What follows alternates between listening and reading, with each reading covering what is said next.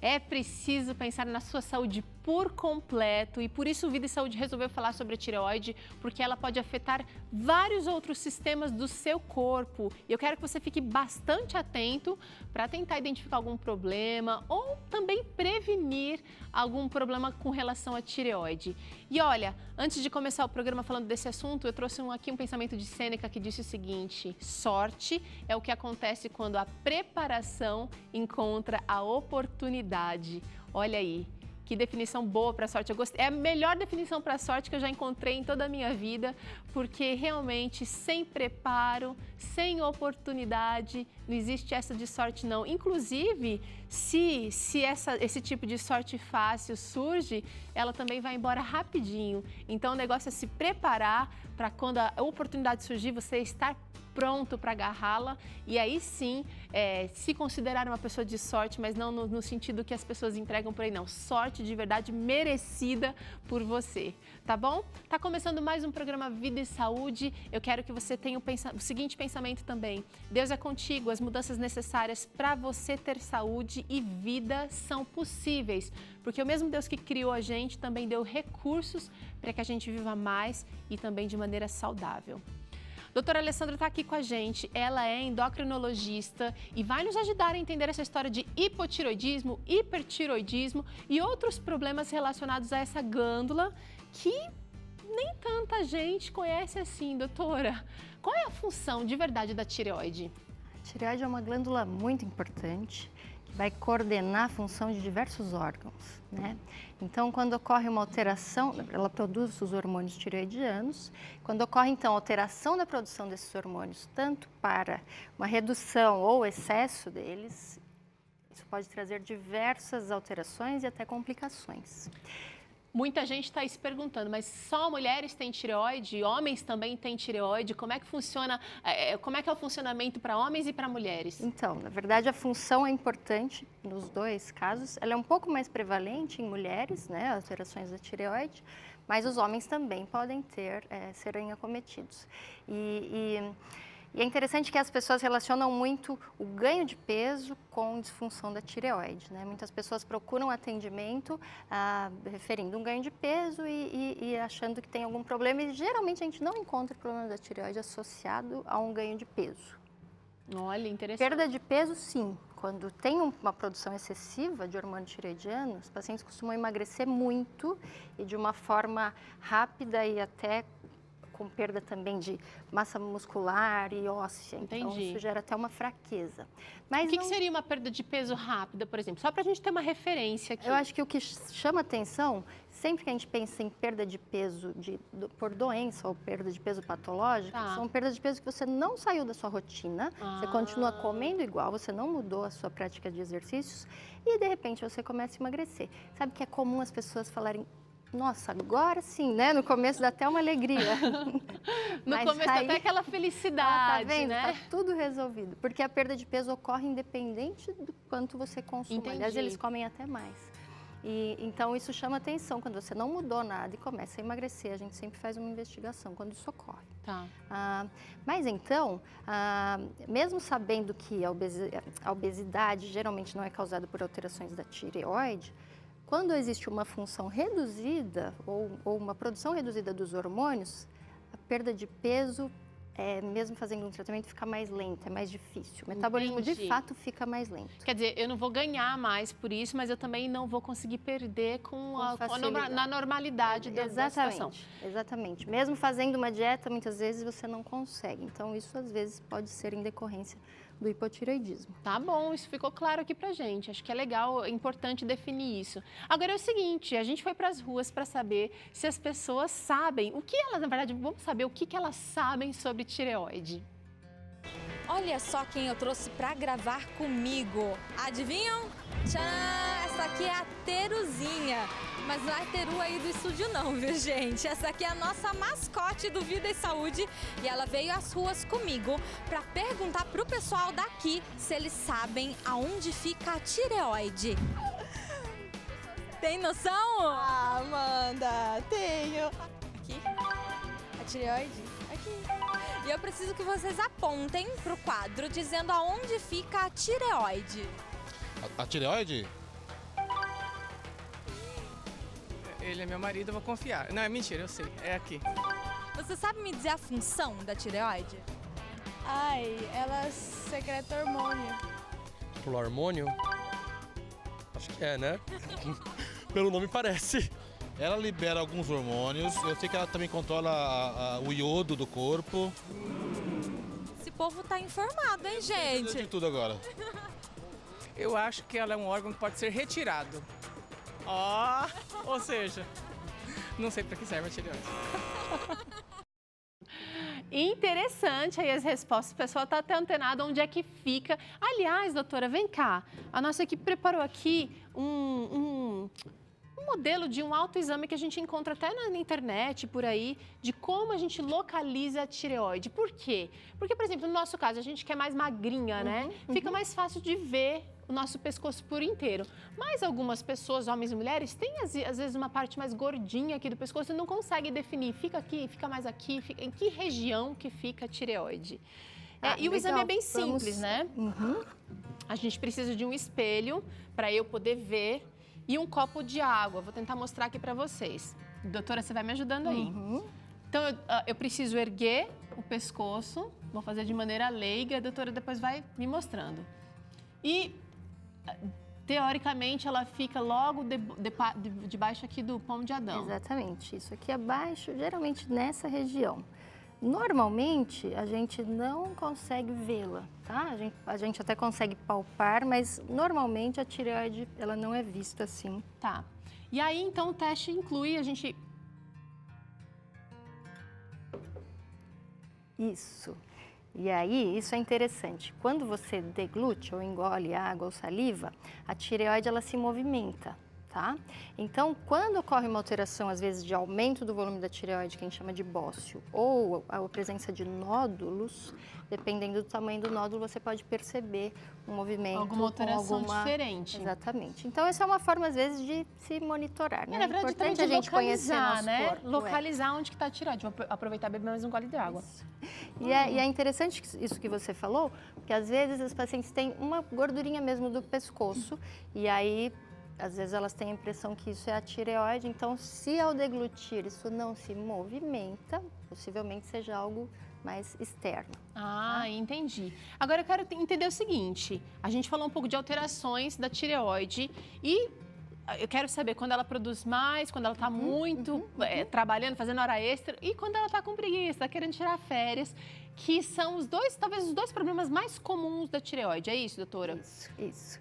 Então, aqui a gente tem dois modelos, é interessante. O hipotireoidismo, muitas vezes você não percebe, evidentemente, sinais logo na face. Quando é um quadro mais severo, aí você observa, assim, uma face mais inchada, uma pele mais seca e uma expressão de um cansaço maior, tá? Então, como eu disse, praticamente todos os órgãos e sistemas do corpo necessitam de hormônio tireoidiano. Quando ocorre essa alteração, você pode encontrar várias coisas. Então, queda de cabelo, essa pele mais seca. Da parte de humor, sistema neurológico, é muito comum observar no hipotireoidismo um cansaço maior. E esse cansaço, muitas vezes, gera uma irritabilidade. É diferente Porque daquela... quem sabe aquela pessoa não está mais dando conta de tudo que ela dava antes. E aí isso gera também sintomas muito parecidos com sintomas de depressão, que muitas vezes isso pode ser confundido também. Então, um cansaço, uma falta de disposição, a produção até no trabalho às vezes fica menos, ou fica piora, menos produtivo. O rendimento cai. E aí, intestino costuma ficar preso. É como se tudo ficasse mais lento. Entendi. Então, o intestino fica mais preso, dificuldade para evacuar. A digestão fica alterada também, doutora? É como se a motilidade reduzisse um pouco e aí predispusesse a isso também. E aí, fraqueza muscular, os pacientes podem apresentar. E assim, pode acontecer de ter um ganho de peso discreto, que é principalmente por um inchaço, sabe? Então, isso ali, às vezes, 2, 3 quilos. Tá. Então, é como se tudo ficasse mais lento. E a tireoide, no começo, ela pode até, nos casos de hipotireoidismo mais comum, é autoimune, assim como o hipertireoidismo. Então, no começo, às vezes, a glândula aumenta um pouco de volume, forma um bócio não muito grande, Exagerado. mas exatamente. E com o passar dos anos ela vai reduzindo. Então é muito comum pacientes que têm um hipotireoidismo ao longo da vida terem a tireoide bem pequenininha, ela fica realmente atrofiada, tá? Pequenininha. Já no caso do hipertireoidismo é como se acelerasse tudo. Então, esses pacientes, você observa já uma expressão assim, como se elas tivessem alerta. Então, esses pacientes costumam ter insônia, eles passam muito mais tempo acordados, têm uma irritabilidade diferente da do hipotireoidismo, é uma coisa mais explosiva, irritada mesmo. Esse sinal é interessante, nem todos os pacientes terão aquela exoftalmia, mas isso pode ocorrer em alguns casos, dos olhos ficarem mais proeminentes, mas esse edema, esse inchaço de pálpebras é bem perto comum, dos olhos, tá? É bem comum. E aí, em alguns casos, a gente percebe esse bócio, que é isso que é interessante, quando você percebe que deglute e algo ali se movimenta. O bócio, ele pode ser pequeno ou muito volumoso nos casos do hipertireoidismo. E isso indica grau de...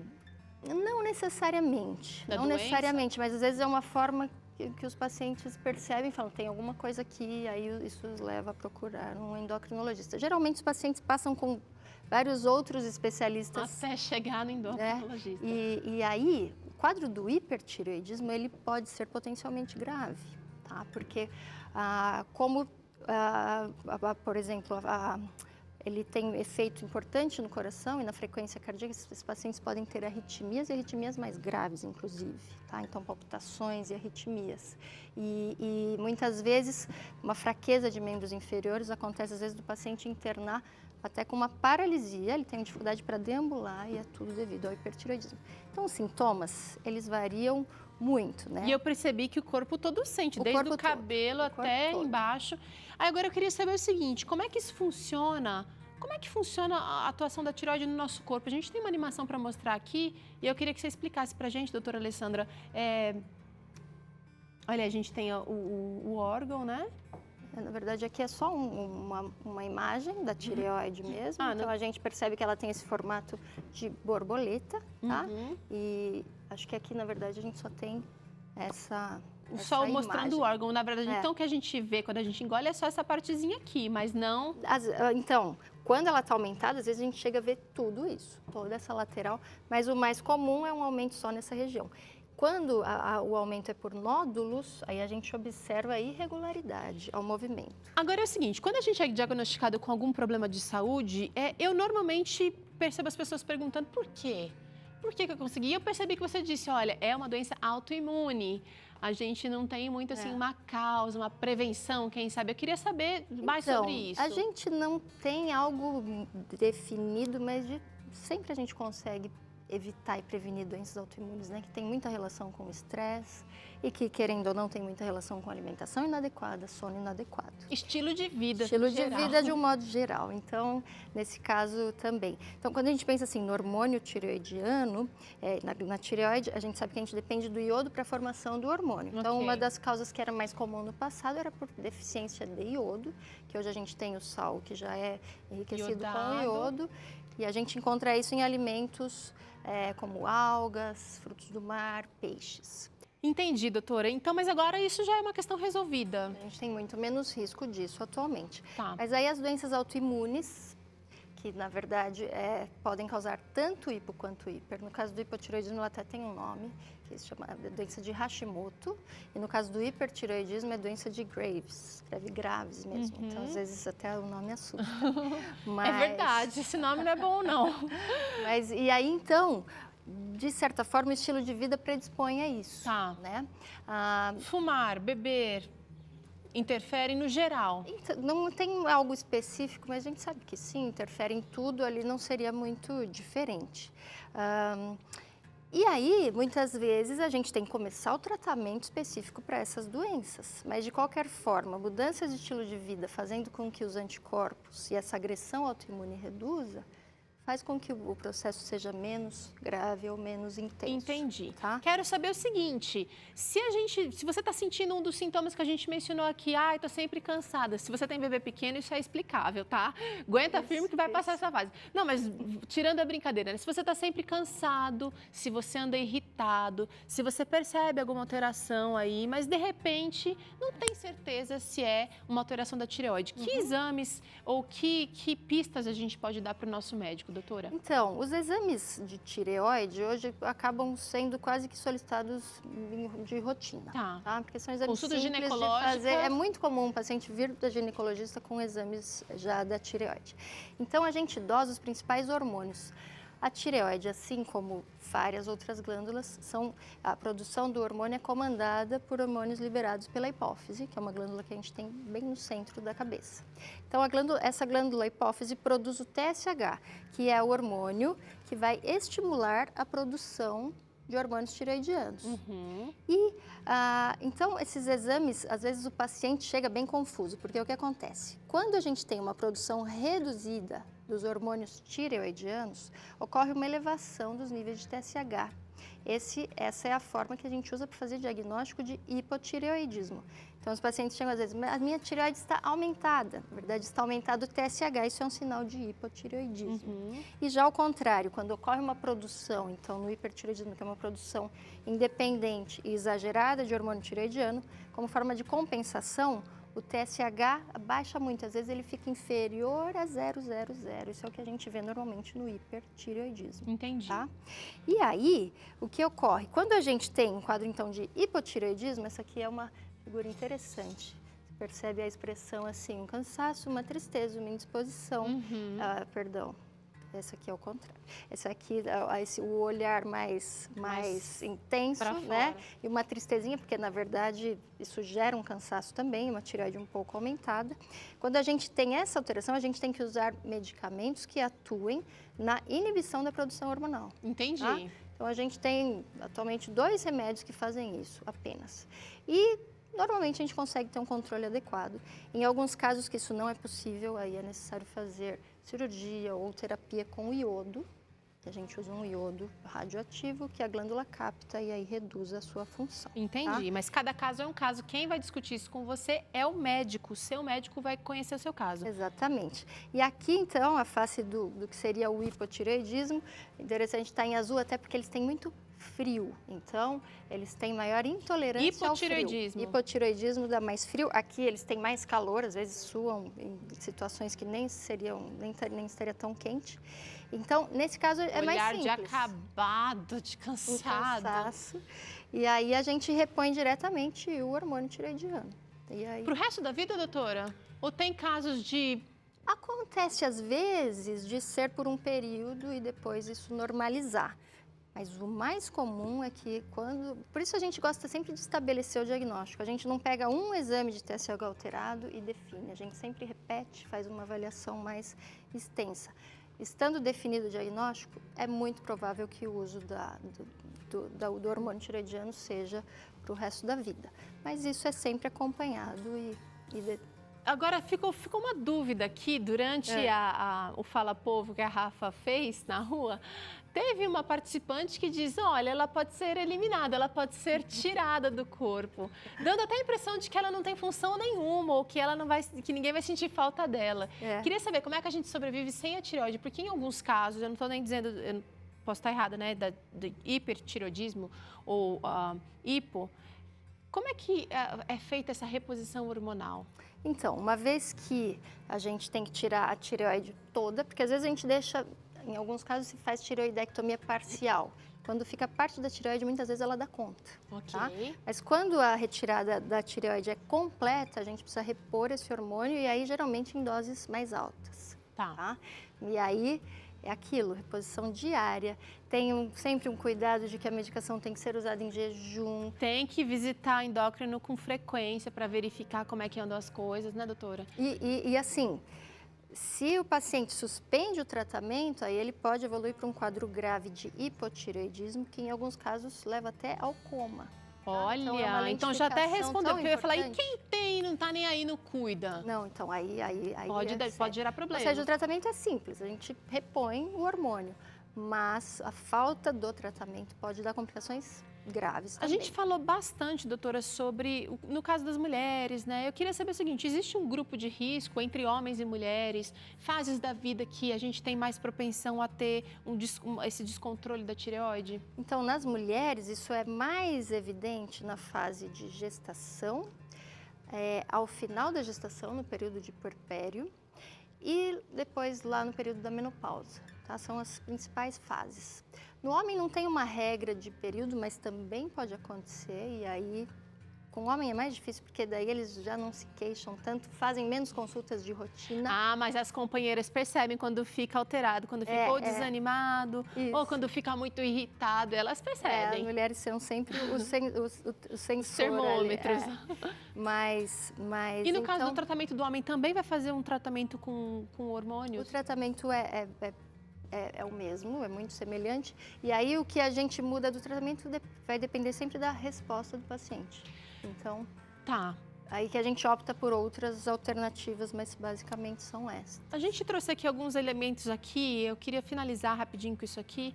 Existe muita dúvida quanto a o que eu posso comer, o que eu não posso comer. Existe uma relação direta com o assunto da tireoide e alimentação, doutora? Então, existe. A gente sabe que, por exemplo, para conversão do hormônio T4 para o T3, que é o hormônio que de fato vai ter ação nos tecidos, a gente sabe que é importante que os níveis de vitamina e suplementos estejam adequados, então zinco e selênio. Então a gente recomenda o consumo, por exemplo, de 2 castanhas do Pará ao dia, conseguem te dar a quantidade de selênio adequada, inclusive muito mais do que isso. Pode até ser tóxico. Então, uma alimentação balanceada de um modo geral ajuda, tá? Eu acho que o problema, o que seria contraindicado, às vezes a gente observa suplementação de iodo, que está sendo cada vez mais comum, e iodo em doses um pouco mais altas, para pacientes que têm predisposição, pode alterar tudo, causar ou uma crise tireotóxica ou um hipotireoidismo. Isso é algo para a gente ter cuidado. E o outro fator importante é que, para evitar doenças autoimunes, os hábitos de vida saudáveis, atividade física, alimentação adequada, o sono adequado, porque não dormir gera um estresse muito grande que predispõe a muitas doenças. E a vitamina D também é importante para evitar a predisposição de doenças autoimunes. Então, aquilo que a gente sempre fala do sol, e aí sono adequado, e aquilo que se repete para tudo. Muito legal, muito completo. Realmente o nosso corpo é incrível, né? A gente precisa deixar tudo em equilíbrio para que ele funcione bem. E quando alguma coisa vai mal, a gente precisa, assim, Deus deu sabedoria aos homens, aos médicos, para que eles possam ajudar a gente a compensar de alguma maneira aquela perda ou aquele desequilíbrio. Obrigada, doutora Alessandra. Obrigada a você. Muito obrigada. A gente tem agora um intervalo e na volta, o doutor César volta aqui com Claramente, falando um pouquinho sobre quando a gente tem doença, quando o nosso corpo sofre, a nossa mente é afetada e vice-versa também acontece. E ainda aqui no programa Vida e Saúde você acompanha essa receita deliciosa de pudim de chia. Olha aí, que delícia. É já aqui no Vida e Saúde, gente.